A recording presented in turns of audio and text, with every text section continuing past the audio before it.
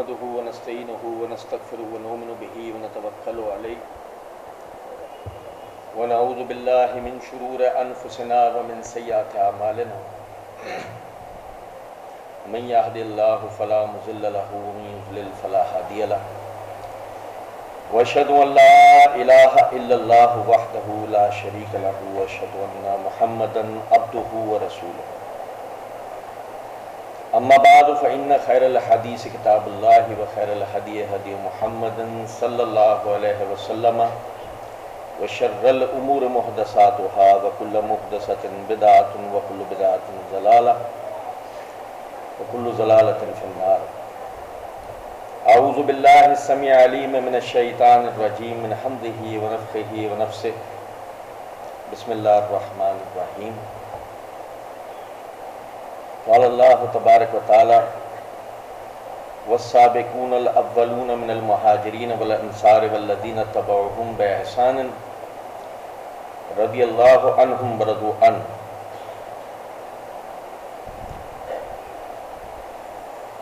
آپ بھائیوں سے میری درخواست ہے کہ دوران گفتگو میں آپ لوگوں سے سوالات کروں گا، اور اس کا جو مقصد ہے وہ صرف یہ ہے کہ آپ کو ذہنی اعتبار سے بیدار رکھا جائے تاکہ آپ کی توجہ قائم رہے. اس سے انشاءاللہ ہمیں دو فائدے ہوں گے. پہلا یہ کہ مجھے یہ اندازہ ہوتا رہے گا کہ کیا میں آپ کو اپنی بات سمجھا پا رہا ہوں یا نہیں، اور دوسرا یہ آپ سے اللہ نے چاہا تو کوئی چیز رہ نہیں جائے گی. جس بھائی کے ذہن میں بھی سوالات ہوں تو مجلس کے اختتام پر سوال جواب کا سلسلہ رکھا ہوا ہے، آپ بھائی اس میں لازمی شریک ہوں اور جو بھی سوالات آپ کے ذہن میں ہوں وہ آپ نے لازمی کرنے ہیں، ان کے جوابات سیکھ کے سمجھ کے جانے ہیں. اللہ تعالیٰ ہم سب کا یہاں آنا قبول فرمائے. اللہ تعالیٰ حق بات بیان کرنے کی توفیق دے اور ہم سب کو سمجھنے اور عمل کرنے کی توفیق عطا فرمائے. آپ کے جو بھائی جانتا ہو ہاتھ کھڑا کر کے بتائے، یہودیوں کی قوم میں، ان کی ملت میں سب سے بہترین لوگ کون سے ہیں؟ زور سے بولے. بھائی نے بتایا کہ موسیٰ علیہ السلام کے صحابہ. آپ اس بات سے اتفاق کرتے ہیں؟ ہے نا؟ قرآن نہیں کرتا. قرآن اس بات سے اتفاق نہیں کرتا. یہ سمجھ رہے ہیں؟ آپ میں سے جو بھائی جانتا ہو ہاتھ کھڑا کرے اور بتائے عیسائیوں میں سے ان کی پوری ملت میں سب سے بہترین لوگ کون سے ہیں؟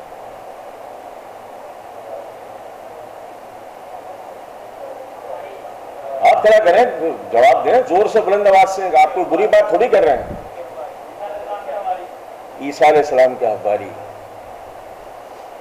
انجیل ہمیں کچھ اور بتاتی ہے. قرآن تو صرف اس پر خاموش ہو جاتا ہے من انصاری اللہ قال الحواریون نحن انصار اللہ. اس کے اوپر قرآن خاموش ہو جاتا ہے. انجیل ہمیں کچھ اور بتاتی ہے. اب آپ لوگوں سے میرا سوال یہ ہے کہ مجھے بتائیں آپ کی امت کے، آپ کی ملت کے سب سے بہترین لوگ کون سے ہیں؟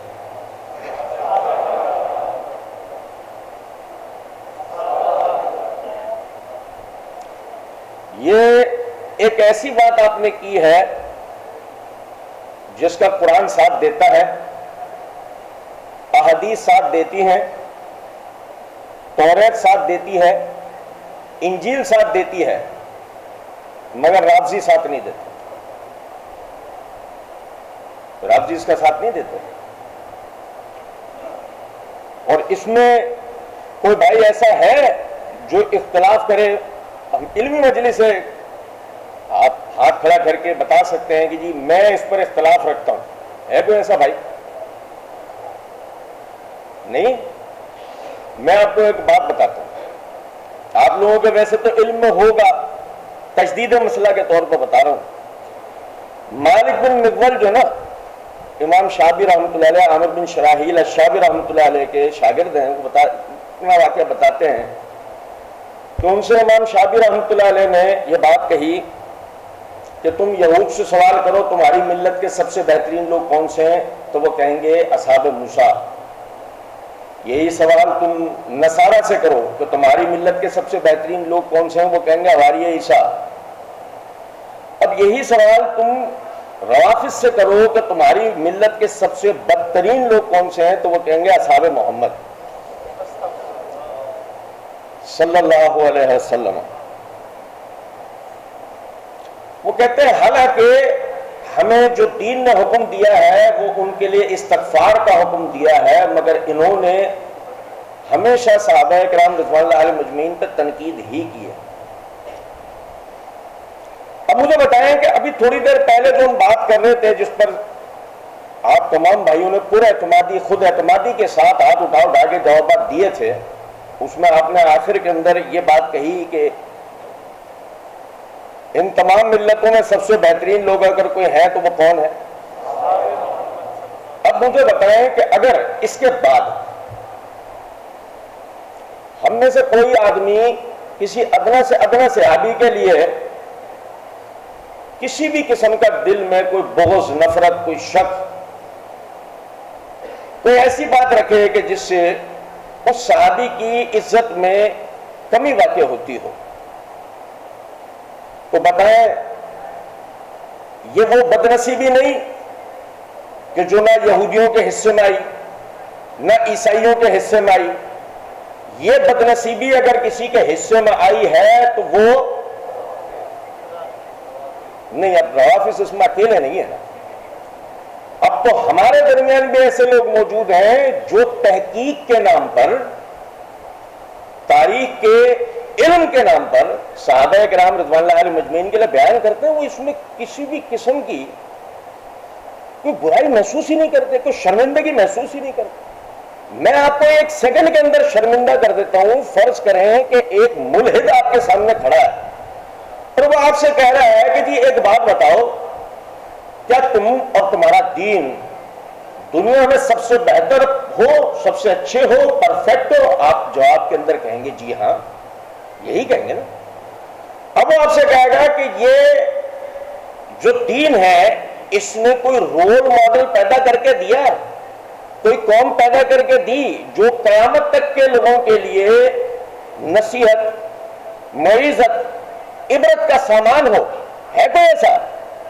اب آپ نے جواب کیا دینا ہے؟ آپ کے پاس تو ایسے لوگ ہیں ہی نہیں، کیونکہ اگر ہوتے تو آپ نام لیتے صحابہ کرام کا۔ آپ نے تو ان کے بارے میں یہ بات کہی کہ نہیں جی وہ تو بالکل ہماری طرح ایک جرائم پیشہ لوگ تھے، ایسے ہی نا، وہ تو ہماری طرح حریص تھے، لالچی تھے، حاسد تھے، قابض تھے، غاصب تھے۔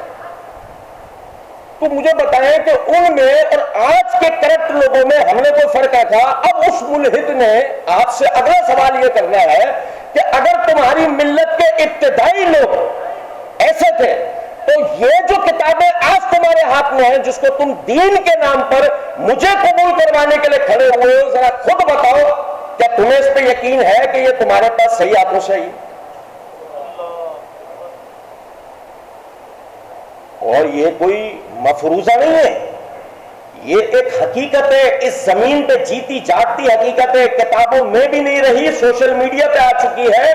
آپ آج سرچ کریں، آج آپ کے سامنے آ جائے گی کہ روافض نے جب صحابہ کرام رضوان اللہ علیہم اجمعین کے لیے یہ نظریہ رکھا تو نتیجتاً خود کا خود دوسرا نظریہ انہوں نے رکھا کہ اللہ کی کتاب قرآن مجید کے اندر تحریف ہو چکی ہے، رد و بدل ہو چکا ہے۔ اور یہ کتابوں کی باتیں نہیں ہیں کہ کوئی آج کھڑا ہو کر یہ بات کہے، وہ متقدمین اکابرین کے جو روافض تھے ان کا عقیدہ و نظریہ تھا، آج کوئی یہ بات نہیں کرتا۔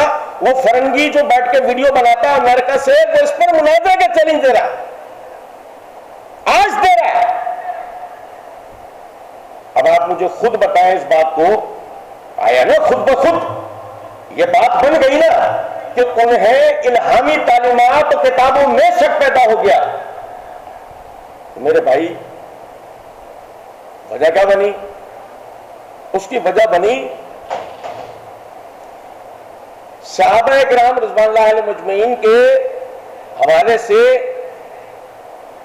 چھوٹے موٹے اشکالات و اعتراضات پر بات شروع کرنا،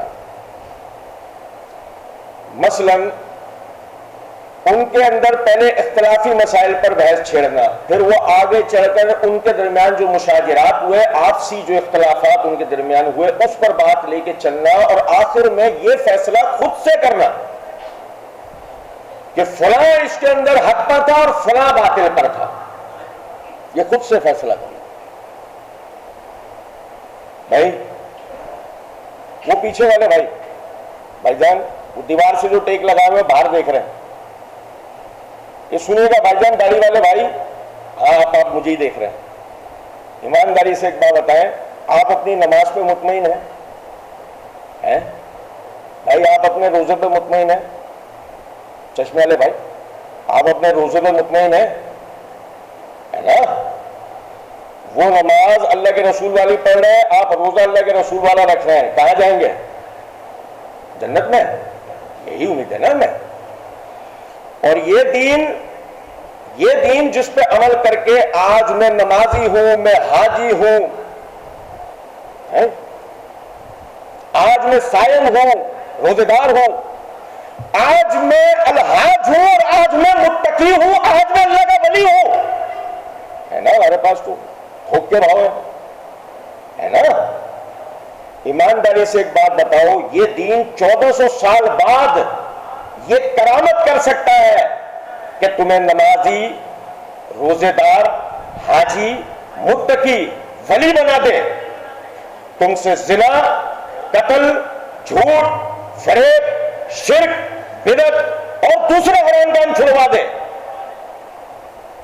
وہ اس زمانے میں جب نازل ہو رہا تھا اس وقت ایسے لوگ پیدا نہ کر پائے، ہے عجیب و غریب بات یہ نہیں ہے؟ عجیب بات، تم میں کوئی غاصب نہیں ہے، تم میں کوئی ظالم نہیں ہے، تم میں کوئی فاسق نہیں ہے، مگر اس وقت جب معجزات ہو رہے تھے، لوگ جو مسلمان ہو رہے تھے، برکات اپنی آنکھوں سے دیکھ رہے تھے، اس وقت ایک ایسی قوم پیدا ہوئی جو قابض، غاصب، حاسد وہ تھی، اور ہم متقی، پرہیزگار، حاجی۔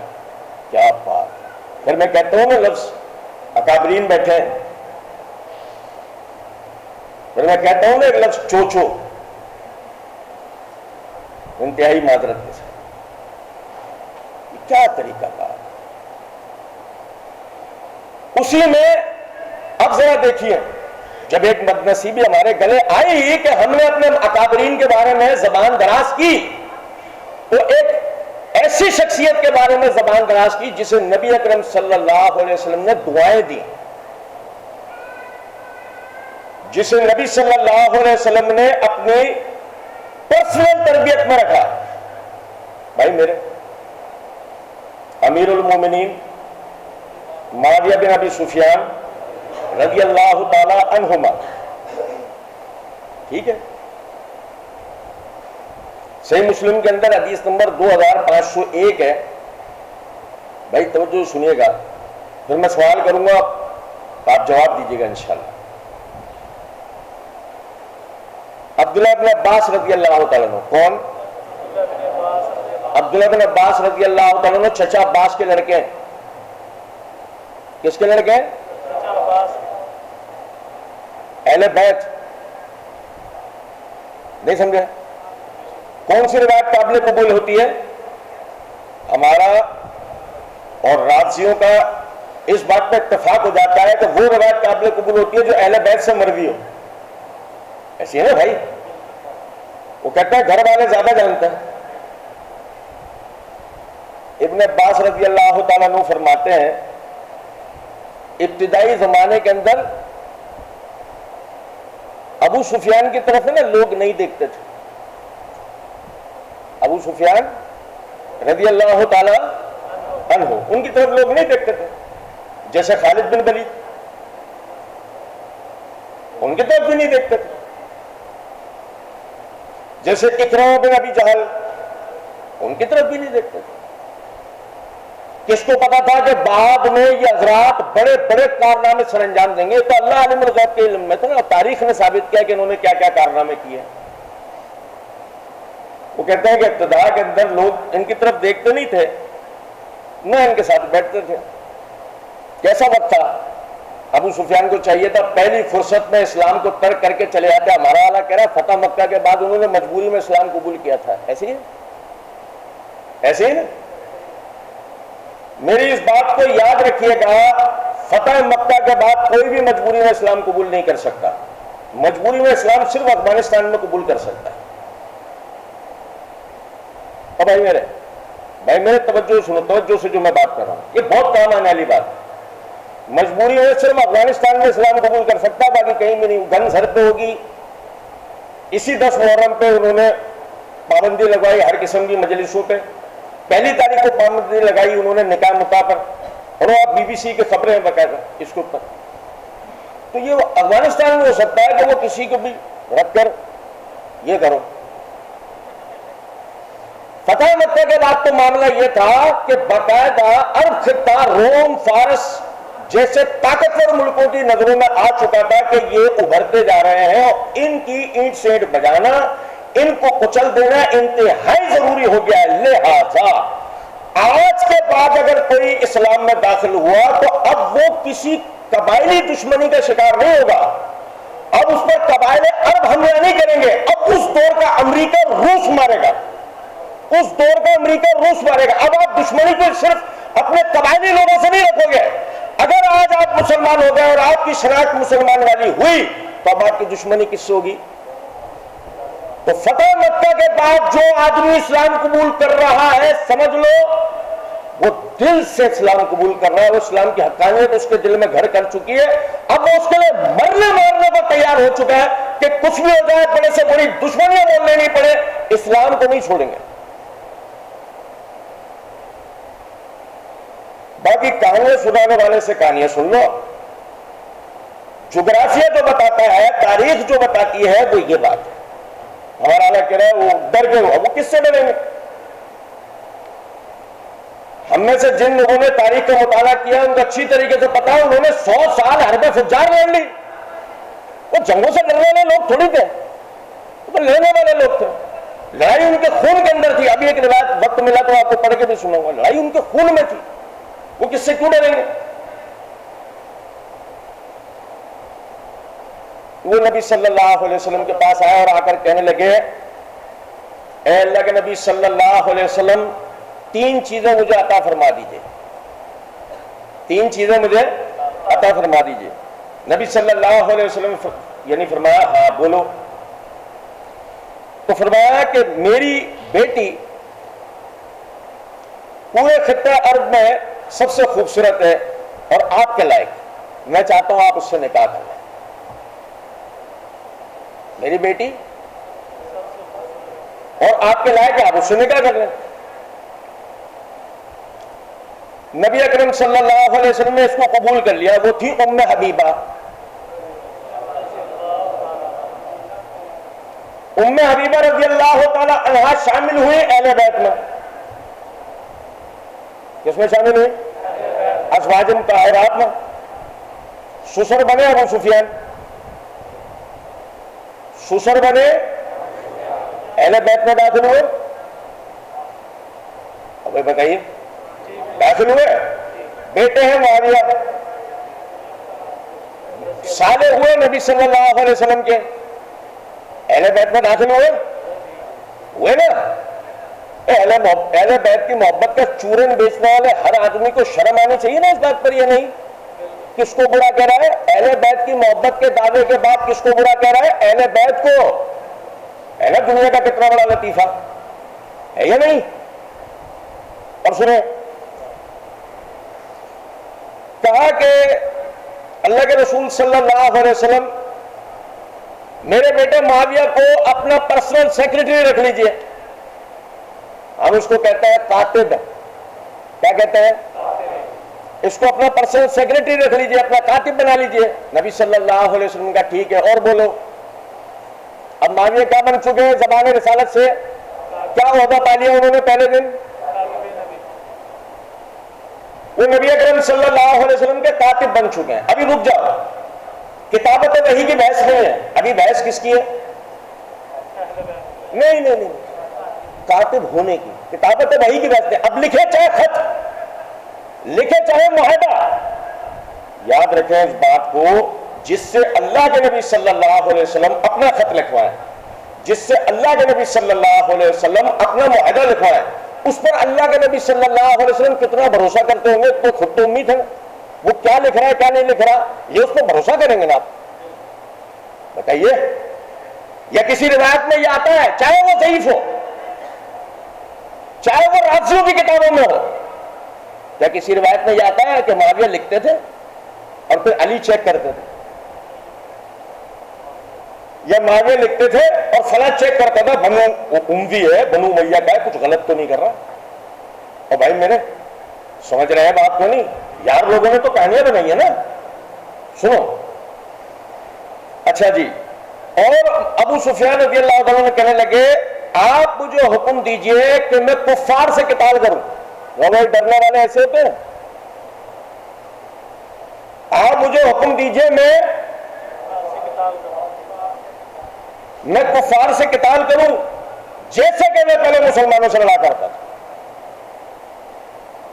بھائی دیکھو صاف اور سیدھی بات کر رہے ہیں نا، میں اپنے پہلے کی تاریخ کا ازالہ اب نئی تاریخ رقم کر کے کروں گا، آپ مجھے اجازت دیجئے۔ نبی صلی اللہ علیہ وسلم نے اس کی بھی اجازت دی۔ پھر وہی ابو سفیان تھے نا، اللہ کے راستے میں ان کی آنکھ تک ضائع ہوئی۔ ایسے ہوتے ڈرنے والے کہ ڈر کے اسلام قبول کیا۔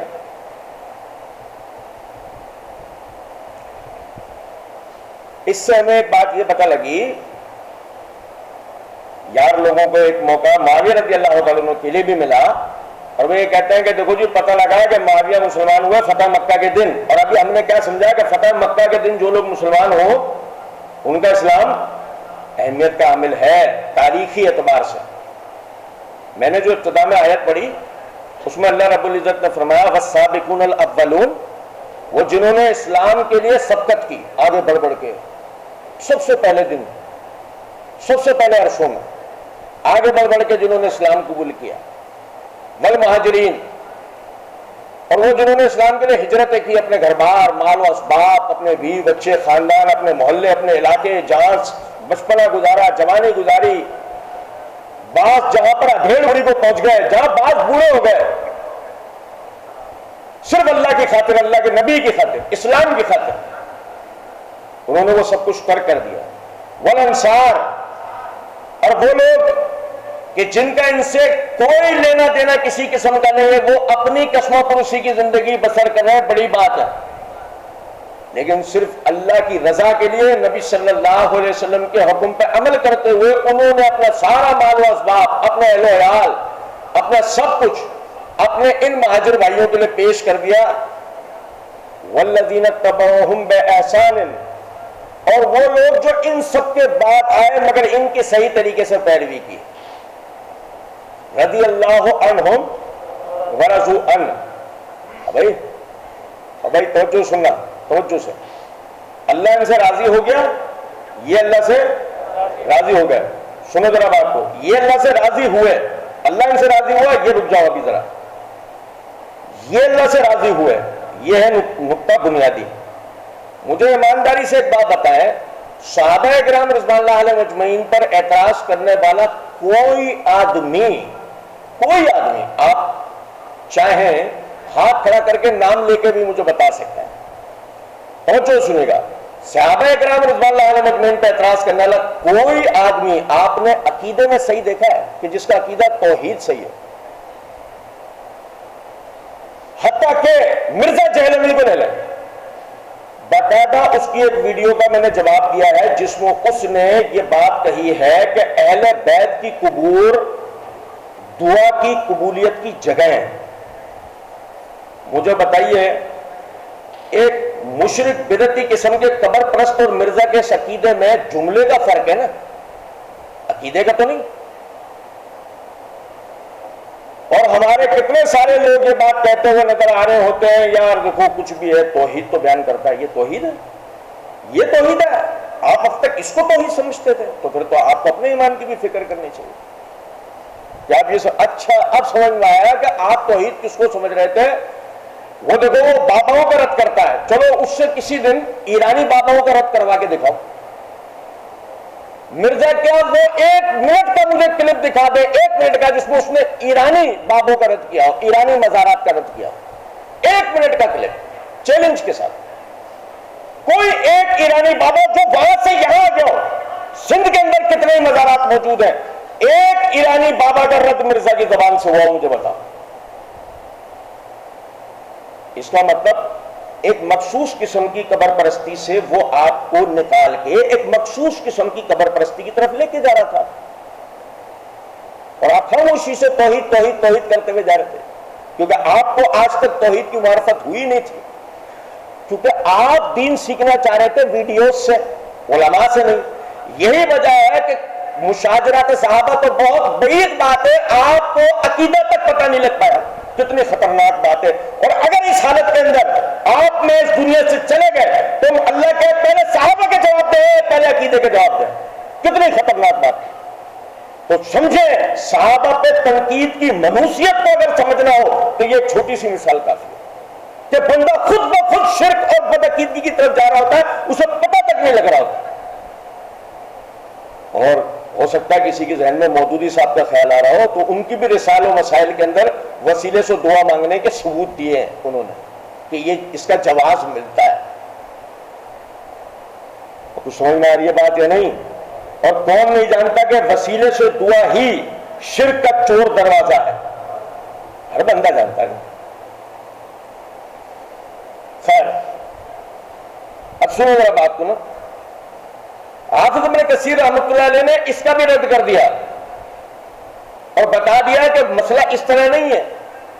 وہ فرماتے ہیں کہ معاویہ رضی اللہ تعالیٰ نے خود اپنے اسلام لانے کا جو بتایا ہے بات، پتہ ہے مکہ کے دن تو وہ حاضر ہوئے نا، یہ تھوڑی کہ اس دن انہوں نے اسلام قبول کیا ہے. روایت میں کسی میں تھوڑی کہ اس دن آ کے انہوں نے شہادتین کا اقرار کیا ہے، اس دن آ کے آپ صلی اللہ علیہ وسلم کی بیعت کی ہے، نہیں. انہوں نے معاویہ بن ابی سفیان رضی اللہ تعالی عنہما کی خود کی گواہی بیان کی کہ وہ یہ کہتے ہیں کہ میں عمرۃ القضاء والے سال کے اندر مسلمان ہوا، لیکن اپنی خاندانی مجبوریوں کی وجہ سے، باپ کی عزت کی وجہ سے، ماں کے ناراضگی کی وجہ سے میں نے اپنے اسلام کو چھپایا، میں نے اپنے اسلام کا اظہار نہیں کیا. اور یہاں سے میں بات روک کر ایک بات بتاؤں، کسی کے ذہن میں خیال آ رہا ہو تو اسلام کا اظہار کرنا چاہیے تھا، تو میں اس سے کہہ دیتا ہوں کہ بڑا آسان ہے یہ بات. چچا عباس کی سیرت پڑھ لیں، ان کا بھی یہی واقعہ ہوا تھا، کوئی فرق نہیں ہے دونوں کے واقعے. وہ بھی اسلام لے آئے تھے، انہوں نے بھی اپنا اسلام چھپایا تھا.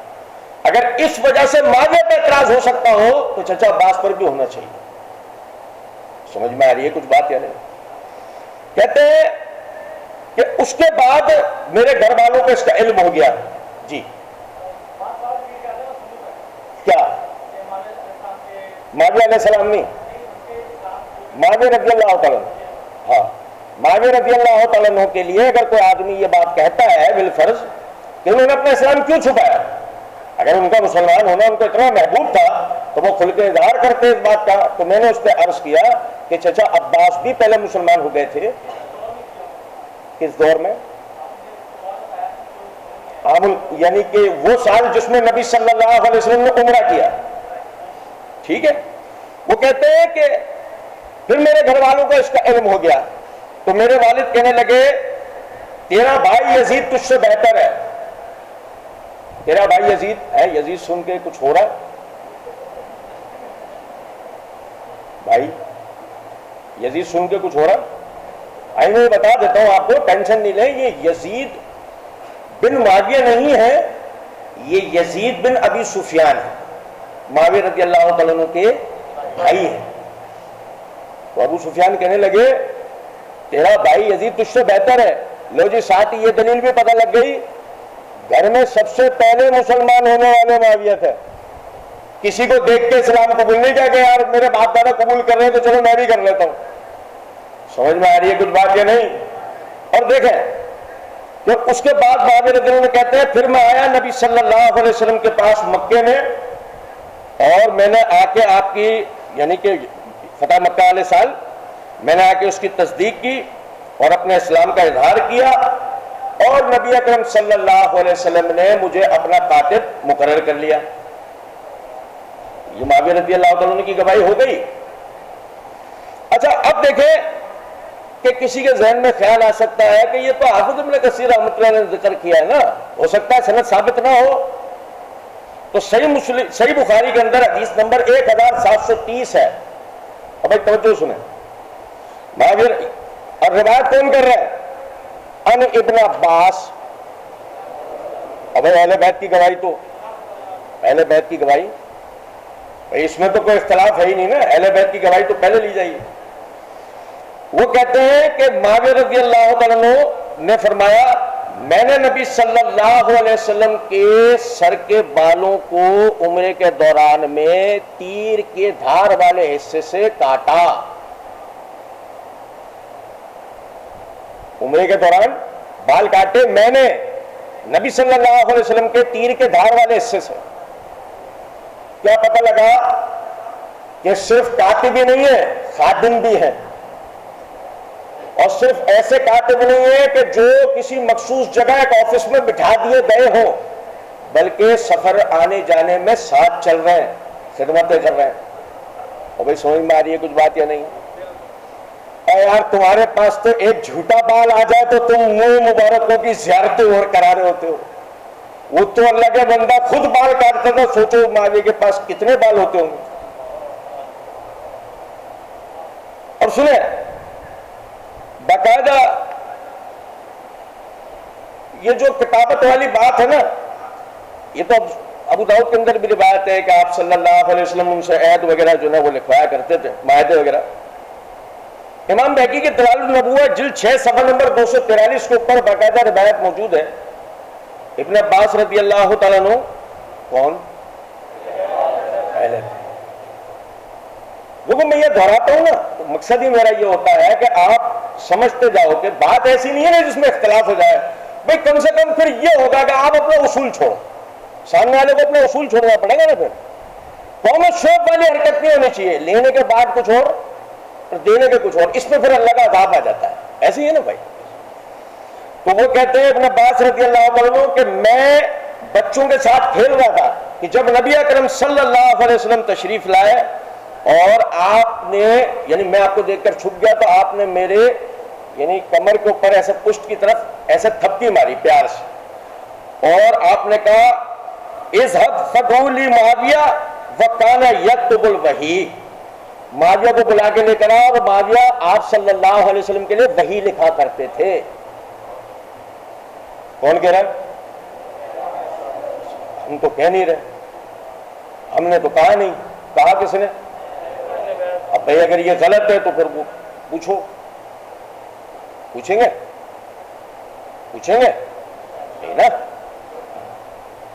اچھا پھر دیکھیں یہ والی جو روایت ہے اس کے اوپر صحیح مسلم کی ایک روایت پڑھ کے سنائی جاتی ہے۔ آپ دیکھیں اللہ کی قدرت دیکھیں، روایت یہ مکمل اس طریقے سے ہے کہ صحیح مسلم حدیث نمبر 2604 ابن عباس رضی اللہ تعالیٰ عنہ کا یہی پورا واقعہ، اس کے اندر یہ الفاظ ہیں کہ آپ سے کہا گیا کہ جاؤ معاویہ کو بلا کر لے کر آؤ۔ ابن عباس رضی اللہ تعالیٰ عنہ گئے اور جا کر دیکھ کے آ کے کہنے لگے ہوا یاکل، وہ کھانا کھا رہے ہیں، وہ کھانا کھا رہے ہیں۔ تو ثم قال لی، کہتے ہیں پھر نبی صلی اللہ علیہ وسلم نے مجھے کہا جا اور معاویہ کو بلا کر لے کر آ۔ تو میں پھر گیا، پھر آگے یہی کہتے ہیں فَقُلْتُ هُوَ يَأْكُلُ، میں نے آ کے کہا وہ کھانا کھا رہے ہیں۔ روایت میں یہ الفاظ نہیں ہے کہ میں نے جا کے ان کو کہا کہ نبی صلی اللہ علیہ وسلم بلا رہے ہیں اور انہوں نے کہا جا کے بولو میں کھانا کھا رہا ہوں۔ لیکن یار لوگوں نے خود ہی پوری کہانی اپنے طور پہ گھڑ لی۔ اور مزے کی بات مرزا صاحب مسئلہ نمبر 157 پارٹ 1 کے اندر ایک جگہ یہ بات کہتے ہیں کہ اگر فٹ قسم کی سٹوری بنانا ہو نا تو میں بڑی بہترین قسم کی سٹوری تیار کر سکتا ہوں۔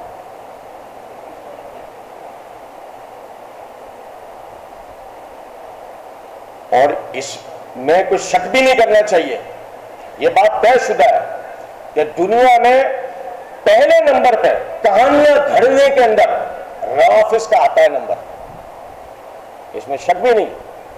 کہانیاں گھڑنے میں پہلے نمبر پہ آج تک روافظ ہیں، چاہے وہ سوشل میڈیا کے ہی کیوں نہ ہو، ٹھیک ہے۔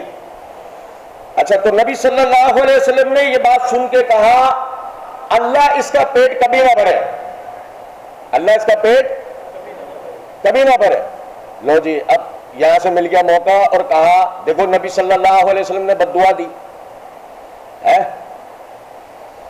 ایک روایت ہے اس کی سند پہ کلام ہے، لیکن میں یہاں مسئلہ سمجھانے کے لیے آپ کو بتا رہا ہوں. سیرت ابن ہشام کے اندر آتی ہے نبی صلی اللہ علیہ وسلم نے ابو لہب کے دونوں بیٹوں کے لیے یہ بات کہی، اے اللہ اپنے کتوں میں سے کتے ان پر مسلط کر دے. تو وہ ایک بیٹا جنگل کے اندر رات کو جا کر چھپ گیا اس ڈر سے کہ محمد کی ہر دعا قبول ہوتی ہے صلی اللہ علیہ وسلم. اور باقاعدہ روایت میں الفاظ ہیں کہ انہوں نے اپنے چاروں طرف باڑ بھی لگا لی، آگ بھی جلا لی کہ بس میرا کسی طرح آج کی رات گزر جائے، میرا تحفظ ہو جائے. روایت بیان کرنے والے امام محمد بن اسحاق رحمۃ اللہ علیہ کہتے ہیں کہ رات کے ٹائم پہ شیر آیا اور وہ اس آگ کو پھیلانے کے اندر کودا، اس پر حملہ آور ہوا، اس کی تکہ بوٹی کر گیا. بھائی ثابت ہوا جب نبی صلی اللہ علیہ وسلم کسی کو بد دعا دے دیں اس کا معاملہ ختم، اس کا معاملہ ختم. اچھا دیکھیں سمجھے گا ذرا اس بات کو. مجھے بتائیں کیا معاویہ رضی اللہ تعالی عنہ نے ترقی کی یا تنزلی کی؟ ابھی ہم ترقی کی ایک مثال پڑھیں گے بھی، وقت کی قلت کی وجہ سے ترقی کی ایک مثال ہم پڑھیں گے بھی، لیکن بتانا مقصود یہ ہے کہ اگر یہ لا اشب اللہ بطنہ ہی اللہ اس کا پیٹ نہ بھرے، اگر یہ الفاظ کا مطلب بد دعا ہے تو پھر معاویہ رضی اللہ تعالیٰ عنہ کی کیفیت کیا ہو جانی چاہیے تھی. لیکن اللہ نے ان کو ترقیوں پہ ترقیاں دی. کیوں؟ اس کی وجہ اسی جگہ پر امام مسلم رحمۃ اللہ علیہ نے درج کر دی. لیکن وہی بات ہے نا، شریر گھوڑوں کی دموں والی روایت اوپر سے پڑھی جاتی ہے نیچے سے. ہمارا ہمیشہ سے یہ المیہ رہا ہے.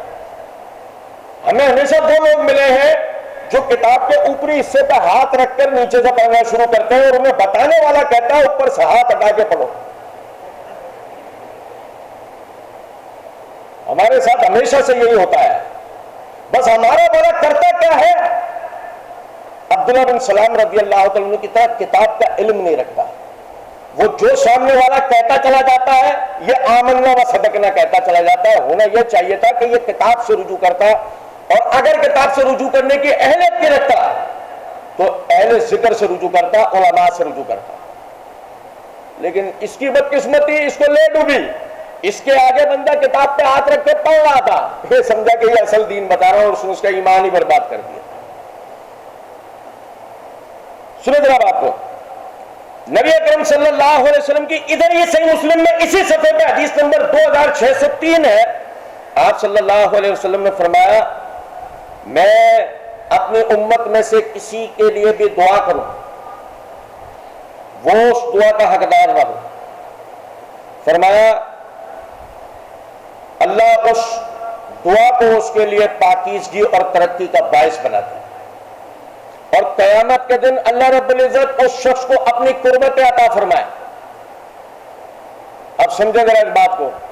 ہم دیکھتے ہیں کہ اس دعا، یہ دعائیہ جو کلمات تھے جو نبی صلی اللہ علیہ وسلم نے فرمایا، اس کے مطابق معاویہ رضی اللہ تعالیٰ عنہ کے لیے وہ دعا طہور و زکات کا باعث بنی، پاکیزگی اور تزکیے کا باعث بنی. معاویہ نے ترقی ہی کی بجائے اس کے کہ وہ تنزلی کرتے.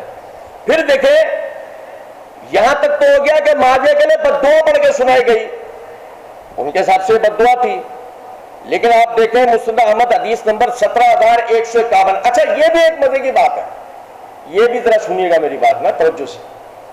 ایک آدمی بخاری، مسلم، ابو داؤد، نسائی، ترمذی، ابن ماجہ یا حدیث کی کسی بھی کتاب سے حدیث پڑھ کے سناتا اور کہتا انٹرنیشنل نمبرنگ کے مطابق. اب ہمارے والے جادو ہو جاتا ہے، جسے کوئی بہت بڑا والا گیا انٹرنیشنل نمبرنگ کو، پتہ کمال ہو گیا کوئی.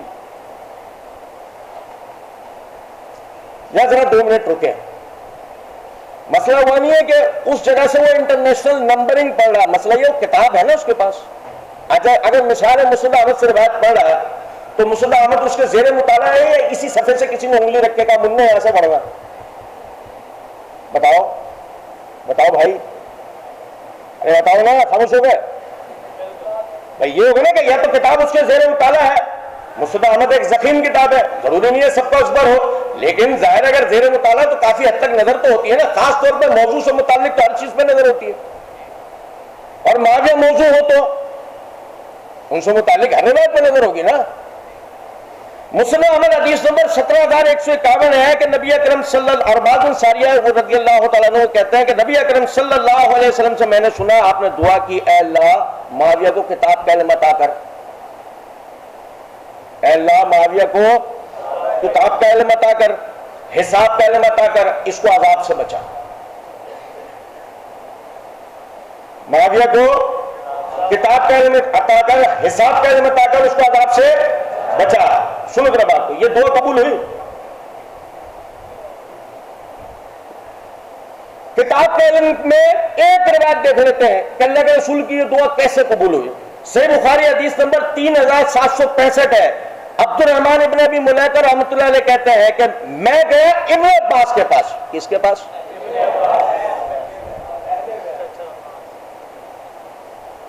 صحیح ہے نا، ہمارا اتفاق ہو گیا۔ میں گیا ابن عباس رضی اللہ عنہ کے پاس اور میں نے جا کے کہا حل لک فی امیر المومنین، حل لک فی امیر المومنین معاویہ۔ اب یہ بھی ذرا غور کرنا، ہمارا والا کہہ رہا امیر شام، یہ کیا ہے؟ یہ کیا لفظ ہوتا ہے امیر شام؟ یہ کیا چیز ہے؟ اور کل کو اگر مثال کے طور پہ تو اٹھ کے کھڑا ہو اور علی بن ابی طالب رضی اللہ عنہ کے لیے یہ بات کہہ دے امیر کوفہ، بھائی اگر تم ظلم کرو گے تو دوسرے بھی ظالم بیٹھے ہیں دنیا میں، ہر بندہ پلہ مچھلی بنا ہوا، ہمیشہ الٹی دھار پہ چل رہا، ایسے ہے نا بھائی؟ توجہ سنے گا ذرا بات کو۔ کوئی کہے کہ نہیں وہ تو بال اتفاق امیر المومنین تو حکمین والے واقعے کے بعد تو نہیں تھے نا، جب تو شرطی عائد ہو گئی تھی دوبارہ سے شورا کا انعقاد ہوگا تو اب سمجھے ذرا بات کو۔ آج کوئی کھڑا ہو کے کہتے ہیں امیر کوفہ، تب روکو گے اب اسے؟ ایسے نہیں کہنا چاہیے۔ ہمیشہ یاد رکھیں معاویہ رضی اللہ عنہ امیر المومنین بنے، اور ان کو امیر المومنین کس نے بنایا؟ اہل بیت حسن بن علی رضی اللہ تعالی عنہما نے۔ بھائی ان کے ہاتھ میں بیعت کس نے تفویض کی؟ ان کو بتاؤ، امیر المومنین بنانے والے بھی اہل بیت نکل کر آئے، اور نہیں سمجھ میں آئی کچھ بات؟ اور دیکھیں ذرا بات کو، ابن عباس رضی اللہ عنہ کے پاس عبد الرحمن ابن ابی ملیکہ جا کے کہتے ہیں کہ امیر المومنین معاویہ کے بارے میں آپ ذرا بتائیں، فَإِنَّهُ مَا أُوتِرَ إِلَّا بِوَاحِدَةٍ، وہ ایک رکعت وتر پڑھتے ہیں، وہ ایک رکعت وتر پڑھتے ہیں۔ تو جواب کے اندر ابن عباس رضی اللہ عنہ نے فرمایا صحیح کرتے ہیں، وہ فقیہ ہیں۔ فقیہ وہی ہوتا ہے نا جسے کتاب کا علم ہو۔ اور بھائی بتاؤ، نور الانوار والا فقیہ نہیں کر رہے ہم بات، اصلی فقیہ کی بات۔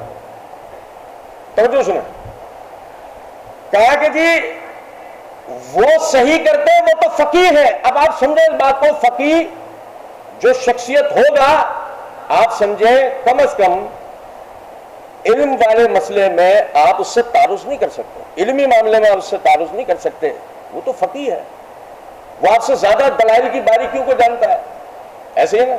اچھا ان کے فقیہ ہونے کی توثیق کس نے کی ہے؟ یہ بھی دیکھو، سمجھ رہے ہیں بات کیوں نہیں؟ اچھا پھر آپ دیکھیں عبد الرحمن ابن ابی عمیرہ کہتے ہیں رضی اللہ تعالی عنہ کہ نبی اکرم صلی اللہ علیہ وسلم نے معاویہ رضی اللہ عنہ کے لیے کہا اے اللہ اس کو مہدی بنا۔ کیا بنا؟ مہدی کا ہم انتظار کر رہے ہیں، بھول گئے کیا؟ مہدی کا ہم انتظار کر رہے ہیں نا، اور مہدی کو برا بلا کہہ رہے ہیں۔ کون سی قوم ہے؟ کیا عقل ہے ہماری؟ یہ کہاں سے لاتے ہیں؟ نہیں سمجھے کچھ بات؟ مہدی کا انتظار کر رہے ہیں، مہدی کو برا بلا کہہ رہے ہیں، کیا کمال ہے؟ فرمایا اے اللہ معاویہ کو مہدی ہدایت یافتہ بنا، اس کے ذریعے لوگوں کو ہدایت دے، اسے ہدایت پر رکھ، اور بھائی سن ترمذی حدیث نمبر 3842 ہے. مرزا صاحب نے اس کے لیے نا ایک بات کہہ دی, کہنے لگے امام ترمذی نے نکل کے نیچے لکھ دیا یہ حدیث حسن غریب ہے. اچھا پچھلے دنوں ایک جگہ میرا پروگرام میں وہاں ایک صاحب کو یہ رٹ کے آئے تھے, تو وہ بھی یہ کہنے لگے یہ روایت تو حسن غریب ہے, امام ترمذی نے اس کے نیچے لکھا ہوا. تم نے اس سے کیا ہوگا, روایت ضعیف ہو جاتی ہے. کیونکہ اگر ایسا ہے تو امام ترمذی نے من کنت مولا ہو فہذا علی المولا علی روایت نقل کر کے بھی نیچے یہی لکھا ہے. کیا کریں بھائی, کچھ سمجھ میں آ رہی ہے بات یا نہیں؟ اچھا چلیں, اب آپ دیکھیں کہ کیا واقعی وہ مہدی بنے, ان کی وجہ سے لوگ ہدایت پر آئے, کیا ایسا ہوا؟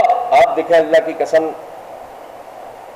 اللہ کے رسول کی کیا تربیت تھی, کیا لوگ نبی صلی اللہ علیہ وسلم تربیت کر کے گئے. آپ اندازہ کریں, باقاعدہ عثمان رضی اللہ تعالیٰ کی شہادت ہوتی ہے, ان کی کٹی ہوئی انگلیاں خون آلود قمیص شام پہنچائی جاتی ہے, معاویہ رضی اللہ تعالیٰ کے سامنے وہ لائی جاتی ہے, سامنے رکھی ہے. اب توجہ سنیں, آپ کے ہیں امیر المومنین, آپ کے ہمارے ہیں امیر المومنین, عثمان کے تو سگے خالد, معاویہ کے تو سگے خالد بھائی, وہ تو ان کے رشتہ دار ہیں. اب وہ ان کے سامنے آ کے رکھی ہوئی ہیں, مارنے والے کون ہیں, شہید کرنے والے کون ہیں, یہ بات بھی پتہ لگ چکی ہے کہ وہ باغیوں کا ٹولہ ہے. کس کا ٹولہ ہے؟ سوال جواب کے دوران بھول جاؤ گے آپ. ابھی تو کہہ رہے ہو ہاں, جب سوال جواب کی باری آئے گی نا یہ بھول جاؤ گے اپنا ہاں کہنا. اس وقت پوچھ رہے ہوگے کہ عمار کو کس نے شہید کیا,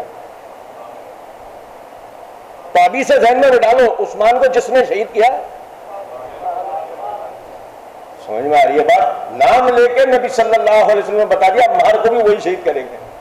چلو انشاءاللہ ہم دیکھیں گے. اب دیکھیں, سمجھے ذرا بات کو. کہا لوگ اکٹھے ہوئے, انہیں کہ چاہتے اب معاویہ رضی اللہ تعالیٰ عنہ, چونکہ ہم تو یہ سمجھتے ہیں نا کہ وہ علی رضی اللہ تعالیٰ عنہ سے باقاعدہ خلافت و امامت کے معاملے میں اختلاف کرنا چاہتے تھے, اور اس کے لیے انہوں نے یہ سب کچھ کیا. ان کا مہدی ہونا دیکھو ذرا آپ. وہ کھڑے ہوئے اور کہنے لگے, اللہ کی حمد و ثنا بیان کی, لوگوں کو مخاطب کر کے فرمایا قد علمتم انی خلیفۃ امیر المومنین عمر بن الخطاب انی خلیفۃ امیر المومنین عثمان علیکم. لوگوں تم اچھی طرح جانتے ہو کہ میں عمر رضی اللہ تعالیٰ کی طرف سے تم پہ گورنر رہا, میں تم پر عثمان رضی اللہ تعالیٰ کی طرف سے گورنر ہوں. ارے توجہ سنیں, میں عمر رضی اللہ تعالیٰ کی طرف سے تم پہ گورنر رہا, میں عثمان رضی اللہ تعالیٰ کی طرف سے تم پہ گورنر ہوں. اور یہ شخص جو کھڑا ہوا جس نے یہ سارا معاملہ کیا وہ تمہارے سامنے ہے. میں عثمان کا ولی ہوں, میں عثمان کا ولی ہوں. وہ میرا خالد بھائی تھا, اور اللہ تعالیٰ نے اپنی کتاب کے اندر فرمایا ہے ومن قتل مظلوما فقد جعلنا لولیہ سلطانا, جس کو ظلمن شہید کیا گیا ہو, جس کو ظلمن قتل کیا گیا ہو, ہم نے اس کے ولی کے لیے حکم نامہ جاری کر دیا ہے, رستہ نکال دیا ہے, طریقہ بتا دیا, قصاص کا معاملہ بتا دیا گیا ہے. وَأَنَا أَحِبُّ أَن تَعْلِمُونِ ذَاتَ أَنفُسِكُمْ فِي قَتْلِ عثمان, میں چاہتا ہوں تم مجھے بتاؤ کہ قتل عثمان کے معاملے میں, شہادت عثمان کے معاملے میں تم لوگوں کا ذہن کیا ہے. اور بھائی توجہ سن رہے ہو, معاویہ یہ نہیں کہہ رہے دیکھو عثمان کا قصاص ہم پر لازم ہے, میں لینے نکل رہا ہوں, تم بھی میرے ساتھ آؤ, بحیث گورنر میں تمہیں اس بات کا حکم دے رہا ہوں. نہیں, آپ نے کیا کہا, دیکھو میں تو قصاص کے لیے, میرا تو اللہ نے حق رکھا ہے, میں تو جاؤں گا, تم سے پوچھ رہا ہوں, تم بتاؤ تم اس معاملے میں کیا کہتے ہو. آپ دیکھیں جب معاویہ یہ کام کر رہے ہیں نا, تو انہوں نے سورہ شورا کی آیت نمبر 38 پہ عمل کیا, جو اللہ نے فرمایا وَامْرُوهُمْ شُورَىٰ بَيْنَهُمْ, مومنین آپس کے معاملات مشوروں سے طے کرتے ہیں. اتنے ایمرجنسی کے وقت میں بھی معاویہ رضی اللہ تعالیٰ نے قرآن پر عمل کیا ہے یا نہیں؟ اور آپ دیکھیں تمام اہل شام نے یہ بات کی. تمام اہل شام, یہ اہل شام سے مراد جب ہم سنتے ہیں نا لفظ اہل شام, یاد رکھیے گا اس بات کو, اس میں صحابہ کرام رضوان اللہ علیہم اجمعین تھے. لاہور کے رہنے والے نہیں تھے, فیصل آباد کے رہنے والے نہیں تھے. اس میں کون لوگ تھے؟ جولانی کی جماعت بھی نہیں تھی. موجودہ جولانی اس کی جماعت بھی نہیں تھی. کون تھے؟ نبی صلی اللہ علیہ وسلم کے تربیت یافتہ لوگ تھے ان میں کثرت سے.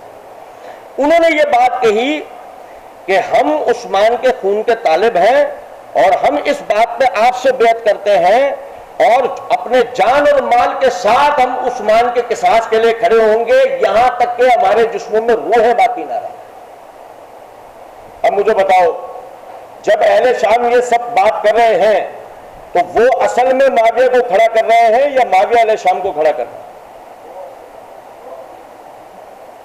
آ رہی ہے کچھ بات سمجھ میں نہیں؟ اب یار لوگوں نے کیا کیا ہے کہ ڈال دیا کس کے اوپر؟ معاویہ رضی اللہ تعالیٰ عنہ پہ. نتیجہ یہ نکلا کہ عقیل بن ابی طالب کا نام رہ گیا. کس کا نام رہ گیا؟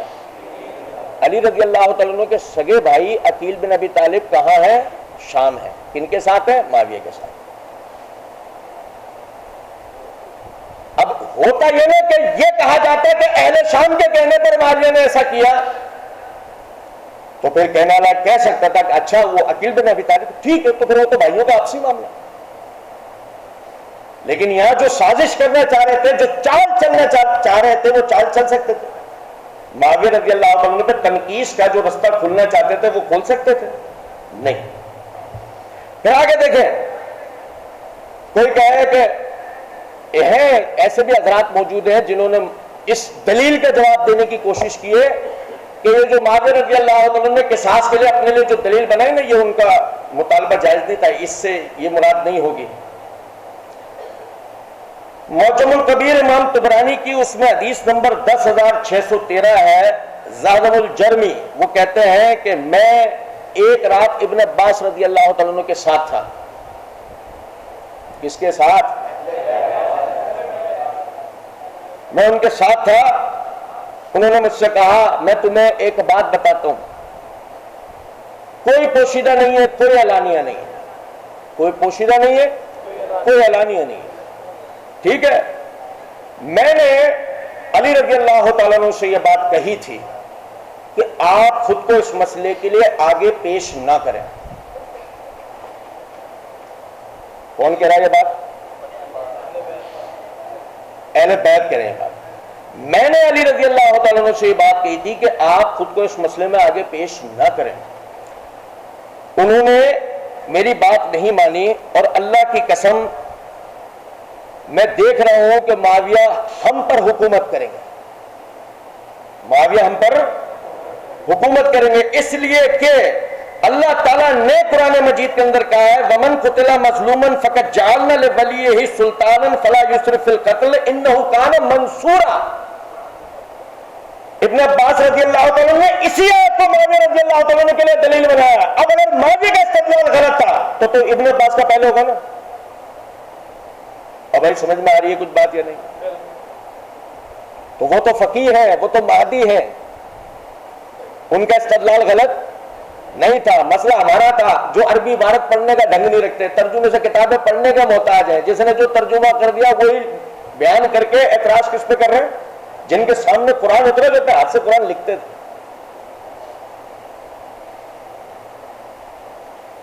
حدیث نمبر 2812 اور کس کے لیے پڑھ کے سنا رہے؟ جو خود اس حدیث کا راوی ہے. مزے کی بات یا نہیں ہے؟ مزے کی بات یا نہیں؟ اس کے خلاف پڑھ کے سنا رہے ہیں جو خود اس حدیث کا راوی ہے. یہ بھی دیکھیں آپ. خیر, اب آپ دیکھیں,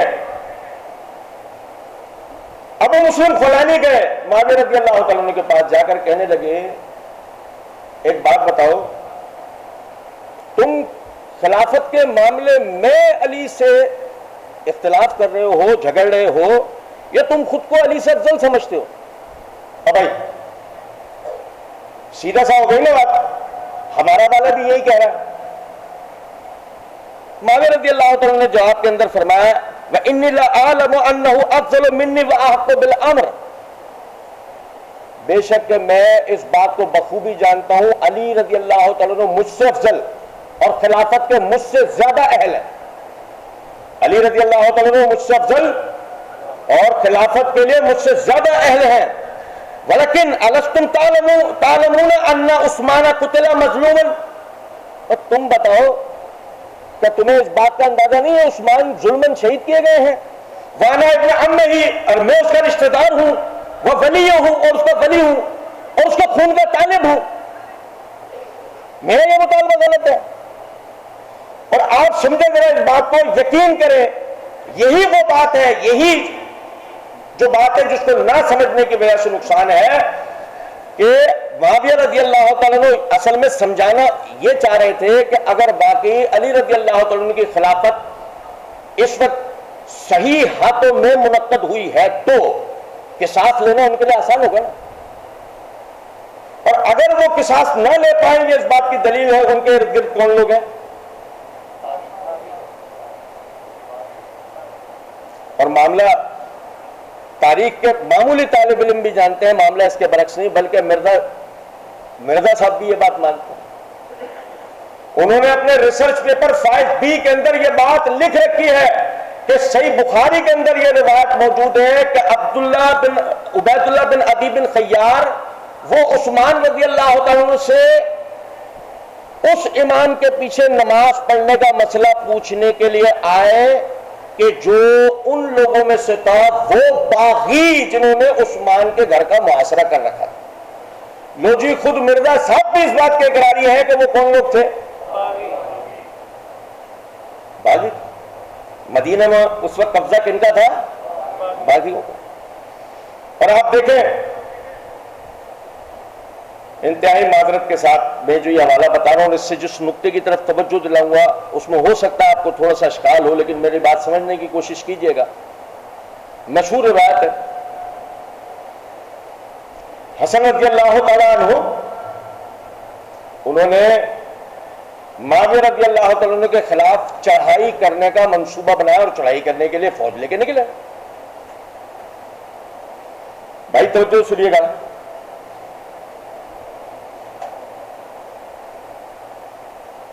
بھائی توجہ سنیے گا. کہنے والے کہتے ہیں نا کہ باقاعدہ یعنی کہ اس اقدام کے علی طلحہ معاویہ کے ان اقدامات کے نتیجے میں مسلمانوں کا خون خرابے والا معاملہ ہوا، اور مبالغہ کرتے ہوئے یہ کہہ دیا جاتا لاکھوں مسلمان شہید ہوئے. ایک تو اس کے پاس مردم شماری کی فائل کہاں سے آئی ہے یہی نہیں پتہ لگا آج تک. اس کو یہ کیسے پتہ لگا ان کی لاکھوں کی آبادی تھی. نہیں سمجھے بات کو؟ تو جو سنیں بھائی، حسن رضی اللہ تعالیٰ عنہ صحیح بخاری کے اندر حدیث نمبر ہے 2704 2704. حسن رضی اللہ تعالیٰ عنہ وہ معاویہ رضی اللہ تعالیٰ عنہ کے لیے لشکر لے کے نکلے، اور باقاعدہ یعنی کہ روایت میں الفاظ ہے کہ حسن بصری رحمۃ اللہ علیہ وہ کہتے ہیں کہ ایک ایسا وہ لشکر تھا امثال الجبال، پہاڑوں کی طرح کا لشکر. عمر بن عاص رضی اللہ تعالیٰ اس لشکر کو دیکھ کے کہنے لگے کہ میں اس لشکر کو دیکھ رہا ہوں کہ جو اپنے مقابل کو طے بالا کیے بغیر واپس نہیں جائے گا. اب بھائی توجہ سنیے گا بات کو. معاویہ رضی اللہ تعالیٰ کا مہدی ہونا آپ کو سمجھ میں آئے گا، اور میں یہ مہدی بار بار لفظ استعمال کر رہا ہوں کہ آپ یہ نہ سمجھے گا میں یہ کہہ رہا ہوں محمد بن عبداللہ المہدی پیدا نہیں ہوں گے، ان کا مسئلہ الگ ہے. مہدی تو ایک لقب ہے. علیکم بسنتی و سنت الخلفاء الراشدین المہدیین، یہ مہدی کی جمع ہے.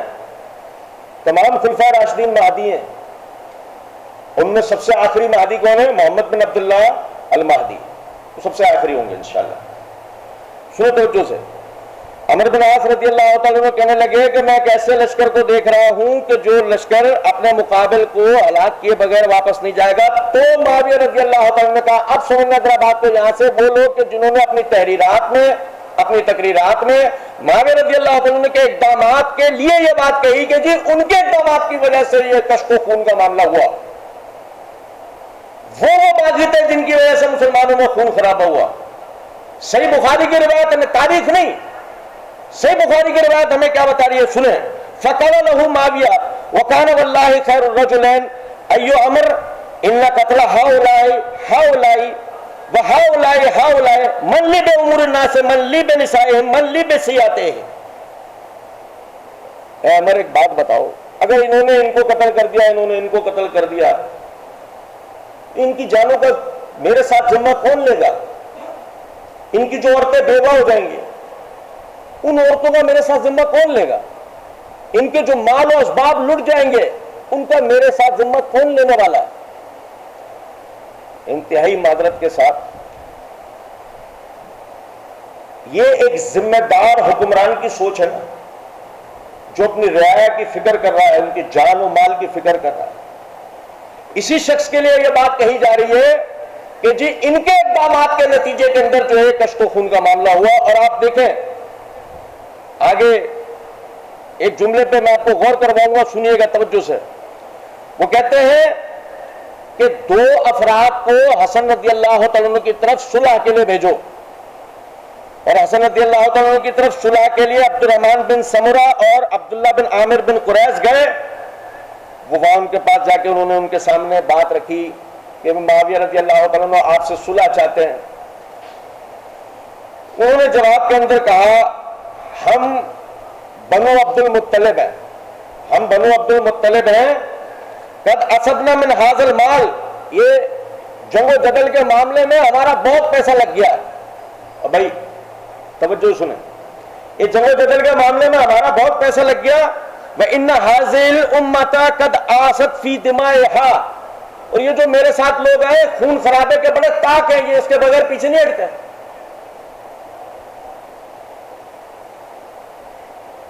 انتہائی معذرت کے ساتھ خون خرابہ کرنے اہل شام آئے ہیں یا یہ لوگ آئے؟ صحیح بخاری کی روایت کیا بتا رہی ہے؟ خون خرابہ کرنے کون طاق کے اس ذہن کے ساتھ آئے؟ یہ لوگ کون ہیں؟ یہ لوگ یہ وہی لوگ ہیں جنہوں نے عثمان کو شہید کیا، جنہوں نے عمار بن یاسر کو شہید کیا، جنہوں نے علی بن ابی طالب رضی اللہ عنہ کو شہید کیا، جو اب حسن کو شہید کریں گے اس واقعے کے بعد. کیونکہ یہ تو آئے ہی اس نیت سے جتنا زیادہ مسلمانوں کو نقصان پہنچا سکتے ہو. اور بھائی ابھی بلوچستان میں پچھلے دنوں جو واقعہ ہوا، وہ جو 100-150 افراد گھسے آبادی والے حصے پہ، انہوں نے ہسپتالوں پہ قبضہ کر لیا، انہوں نے پولیس کیمپوں پہ قبضہ کر لیا. وہ اچھی طرح جانتے تھے کہ ان کا مقابلہ جن لوگوں سے ہونے جا رہا ہے وہ ایک ٹرینڈ فوج ہے، ٹرینڈ آرمی ہے، مگر اس کے باوجود وہ آئے نا، کیونکہ قتل و غارت ان کو ٹریننگ میں ڈال دی گئی ہے. مارو، بوڑھے بچے عورت مرد سب کو مار دو، وردی بغیر وردی کسی کو نہیں چھوڑو. کیا انہوں نے یہ سب آ کے، کوئی پرانی بات نہیں ہے. آپریشن ابھی بھی چل رہا، 8-10 دن پرانی بھی بات نہیں. یہ ایسے ہی لوگ تھے جو حسن رضی اللہ عنہ کے ساتھ آئے ہیں. یہ آئے اسی نیت سے مسلمانوں میں خون خرابہ ہو، لیکن ادھر معاویہ اور اہل شام کیا چاہتے ہیں کہ مسلمانوں میں خون خرابہ. ہم نے کیسا بات کو الٹ دیا، اور یہ کوئی تاریخ نہیں ہے، یہ صحیح بخاری. اور سنیں حسن رضی اللہ تعالیٰ نے اس مال کے، یعنی وہ جو جنگ کے سامان و اسباب کے لیے جو مال خرچ ہو گیا تھا اس کی معاوضے کی ادائیگی کا کہا، اور اس پر ان سے کہا آپ میں سے کون اس کی ذمہ داری لے گا؟ ان دونوں نے کہا ہم دونوں اس کی ذمہ داری لیں گے، ہم آپ کو معاوضہ دلواتے ہیں. وہ معاوضہ دلوایا گیا، ان کے درمیان صلح کا معاملہ ہو گیا. حسن بصری رحمۃ اللہ علیہ کہتے ہیں، اور مجھے اس وقت نبی صلی اللہ علیہ وسلم کی یہ حدیث یاد آئی جو ابو بکر رضی اللہ تعالی عنہ نے بیان کی تھی کہ نبی صلی اللہ علیہ وسلم نے حسن بن علی رضی اللہ تعالی عنہ کو منبر پر اپنے برابر میں بٹھایا، اور بٹھانے کے بعد آپ نے ان کو پیار کیا. پیار کرنے کے بعد آپ نے فرمایا میرا یہ بیٹا سید ہے، ان ابن ھذا سیدن، میرا یہ بیٹا ایرانی. کون سا سید ہے؟ ایرانی. ایرانی سید ہے میرا یہ بیٹا بنو ہاشم، جن کو صبح شام عربوں کو ہم برا بھلا کہہ رہے ہوتے، جن عربوں کو آج ہم صبح شام برا بھلا کہہ رہے ہوتے ہیں، ان کے ہی ایک فرد کو آپ نے مخاطب کر کے کہا میرا یہ بیٹا، اور آج ہم نے کن کو سید بنا رکھا ہے؟ وہ جن کی ابھی تدفین ہوئی ہے عراق میں،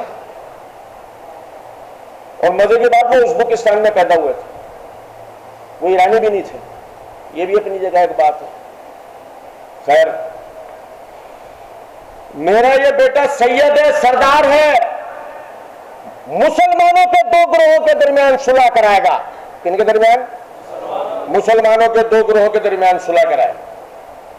اب بھائی پتہ یہ لگا، غور طلب نکتہ ہے، معاویہ رضی اللہ تعالیٰ عنہ کا لیے جو نبی صلی اللہ علیہ وسلم نے دعا کی، اے اللہ اس کو مہدی بنا، اس کے ذریعے لوگوں کو ہدایت دے اور اسے ہدایت پہ رکھ۔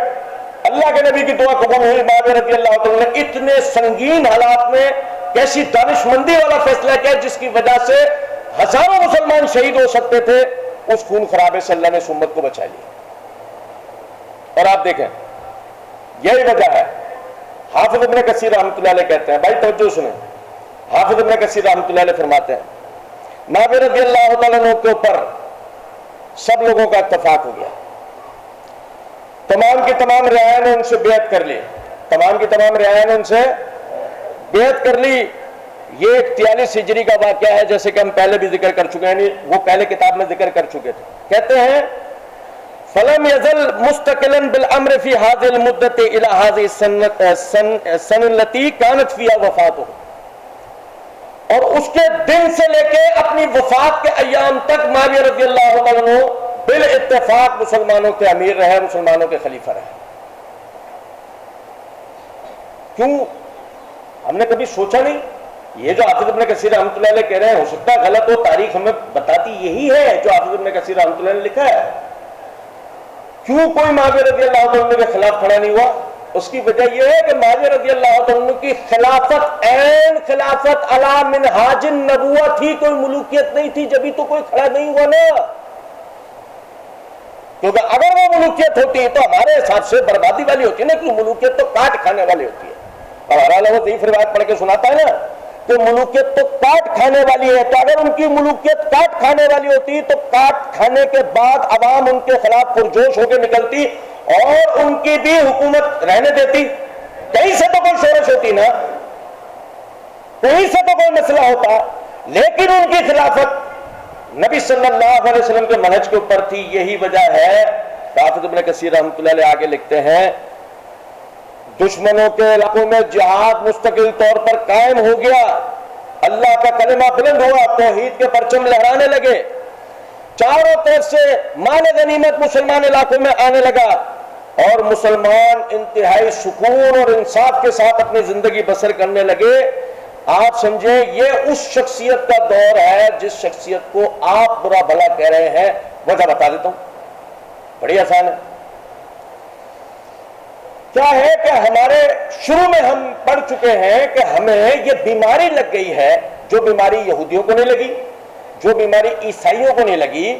کوئی یہودی کوئی عیسائی اپنی ملت کے بزرگوں کو برا کہنے کو تیار نہیں ہے، حالانکہ ان میں برائیاں ثابت ہیں، الہی کتابیں ان کی برائیوں کی طرف اشارہ دیتی ہیں، قرآن دیتا ہے، سورہ بقرہ میں ایک نہیں کتنی ہی عیب ان کے اللہ تعالیٰ نے ذکر کیے۔ مگر آپ سمجھیں نبی صلی اللہ علیہ وسلم کے صحابہ جن کے لیے قرآن کہتا ہے فَإِنْ آمَنُوا بِمِثْلِ مَا آمَنْتُمْ بِهِ فَقَدْ اهْتَدَوْا، تمہارا ایمان بھی اللہ کی بارگاہ میں اس وقت قبول ہوگا جب تم نبی صلی اللہ علیہ وسلم کے صحابہ جیسا ایمان لے کے آؤ گے۔ اب بھائی سمجھ میں آ رہی ہے کچھ بات یا نہیں؟ تو آپ غور کریں کہ چونکہ وہ بیماری ہمیں ہو گئی، وہ بےغیرتی ہم میں در آئی، ہم اپنے بزرگوں پہ کیچڑ اچھالنا اپنے لیے محقق ہونے کا باعث سمجھ رہے ہیں، کوئی بہت اچھا کام سمجھ رہے ہیں، جبکہ وہ کیچڑ جو ہم اچھال رہے ہیں بدقسمتی سے ثابت بھی نہیں ہو رہا۔ ایسا ہونے کہ ہم کوئی بڑے ہی علمی اور دلائل کی بنیاد پہ بات کر رہے ہو، چلو سمجھ میں آتا ہے کہ سامنے والا جھوٹ انا ضد میں آ کے ان دلائل کا انکار کر رہے ہیں، بات سمجھ میں آتی ہے؟ یا تو کیفیت ہی کچھ اور ہے۔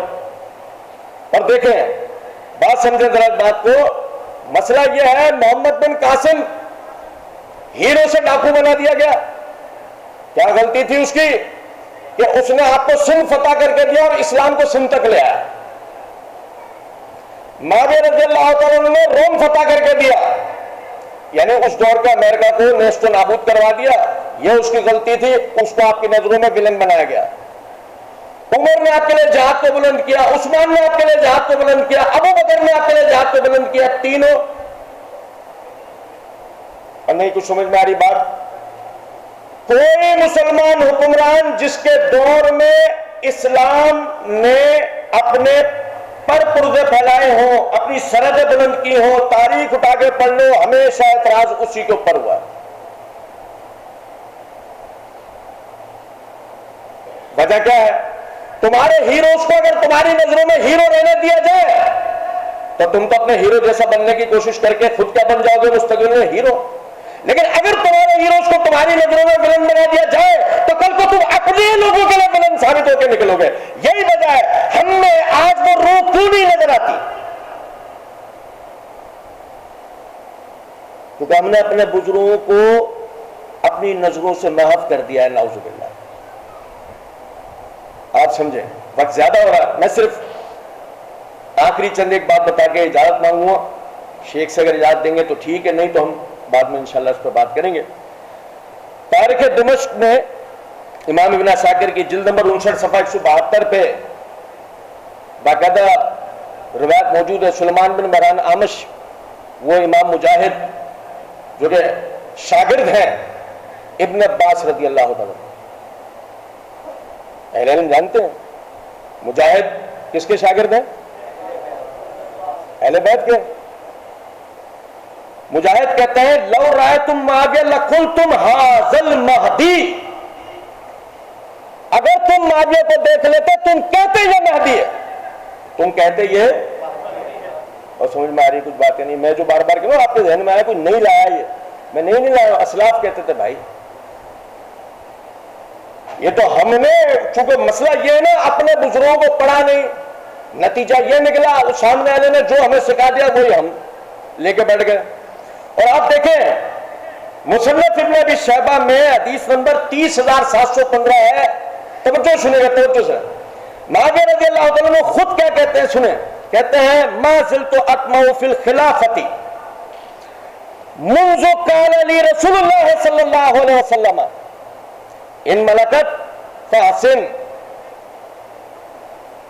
جب سے میں نے نبی صلی اللہ علیہ وسلم سے ایک بات سنی نا، کبھی میرے دل میں حکومت کا لالچ نہیں آیا کہ مجھے ایک دن نبی صلی اللہ علیہ وسلم نے یہ بات کہی تھی کہ اگر تجھے حکومت مل جائے تو لوگوں کے ساتھ اچھا سلوک کرنا۔ کچھ سمجھ میں آ رہی ہے بات یا نہیں؟ اگر من کن تو مولا کے اندر خلافت کا اشارہ نکل کے آ سکتا ہے تو اس میں تو بالولا نکلے گا، اس میں تو نام لے کے کہا گیا ان ملکت، اگر تجھے بادشاہی مل جائے، اس میں تو واضح طور پر الفاظ ہیں۔ آپ سمجھیں کہ یہی وجہ ہے، کوئی کہنے والا کہہ سکتا ہے یہ روایت ضعیف ہے، ہمارے پاس ہے،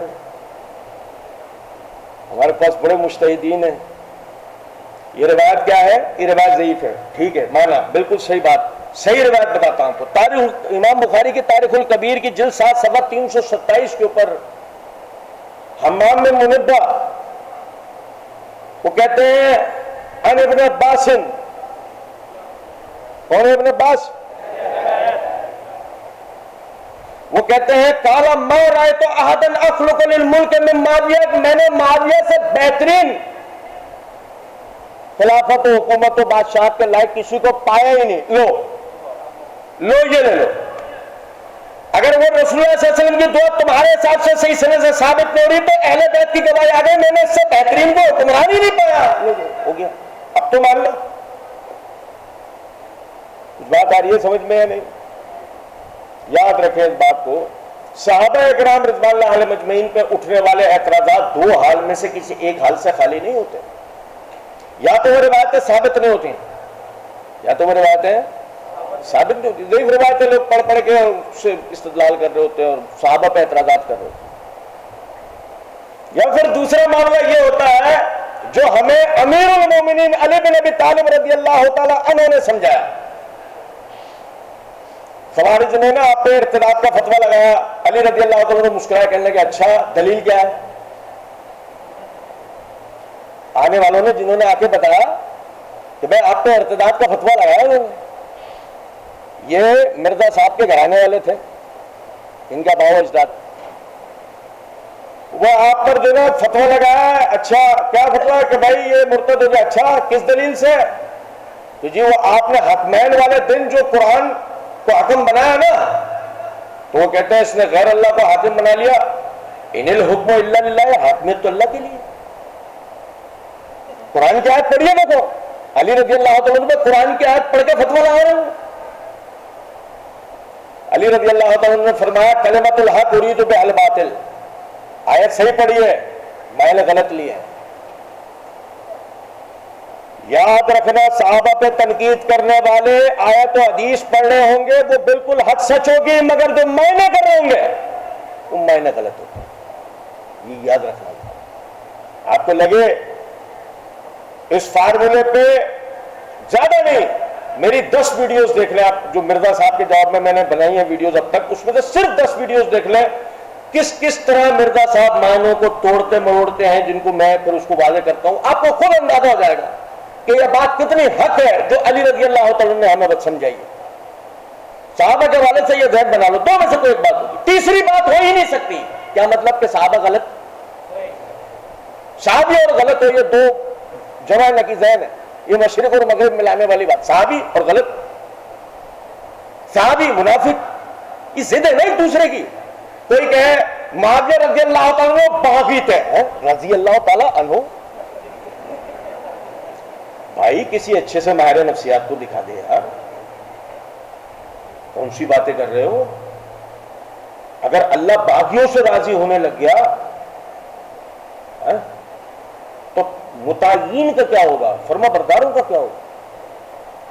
یہ تو عدل نہیں ہے نا، اللہ باغیوں سے راضی ہو رہا ہے، کمال۔ اللہ تو باغیوں کو کہتا ہے فقاتل التی تبغی حتی تفیء الی امر اللہ، باغیوں سے تو قتال کرنا ہے یہاں تک کہ سارے یا تو ختم ہو جائیں یا اللہ کے دین کی طرف آ جائیں۔ علی صلح کر کے ثابت کر رہے ہیں معاویہ باغی نہیں تھے، حسن صلح کر کے ثابت کر رہے ہیں معاویہ باغی، اور دونوں کون ہیں؟ دونوں اہل بیت۔ ہاں بس مسئلہ صرف اتنا ہے، میرا دین ایران سے نہ آیا، اگر میرا دین ایران سے آیا تو پھر تو وہ کوئی نہ اہل بیت نہ صحابہ، پھر تو وہ جو وہاں والے علم کلام ہے نا وہی سب بیان ہوں گے، ٹھیک ہے۔ میں سمجھتا ہوں یہاں تک آپ بھائیوں کے لیے انشاءاللہ بات کافی حد تک کلیئر ہو چکی ہوگی، ٹائم بہت زیادہ ہو گیا ہے، شیخ کو بھی جانا ہے، تو اس کو یہیں اختتام پذیر کرتے ہیں، پھر سوال جواب کے اندر جو پھر بھائیوں کا معاملہ ہوگا اس کو ہم کرتے ہیں۔ وما علینا الا البلاغ۔